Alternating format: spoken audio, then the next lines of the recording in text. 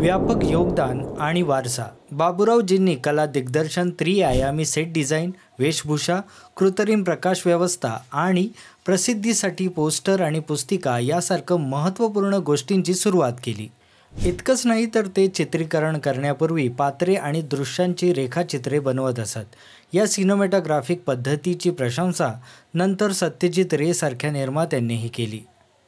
हा काळ महाराष्ट्र स्टुडिओ एक फिल्म स्कूल या नावाने ओळखला जातो, ज्यावर पुढे जास्त संशोधन झालं नाही. Over 500 young men emerged from his school to become directors, editors, art directors, cameramen, screenplay writers and actors. This glittering array includes V. Shantara, Fatela, Damle, Dhaibar. 1931 मध्ये आपला स्टुडिओ बंद करण्यापूर्वी त्यांनी 2 डझनहून अधिक मूकपट आणि सुरुवातीच्या बोलपटांचे दिग्दर्शन केले.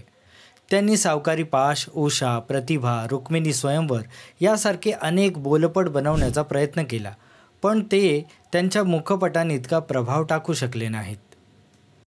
मूक चित्रपटापासून त्यांना ही सवय होती, सगळं दृश्यांनी दाखवायचं आणि जिथं फक्त भाषेचा संबंध येईल तिथेच तेवढा तो डायलॉग टाकायचा. 1950च्या दशकाच्या सुरुवातीला ते कोल्हापुरात निवृत्त झाले आणि 16 जानेवारी 1954 रोजी त्यांच्या मृत्यूपर्यंत ते पुन्हा चित्रकला आणि शिल्पकलेकडे वळले. कोल्हापूरमधला 12 फुटी उंच पुतळा हे त्यांचं शेवटचं मोठं शिल्प.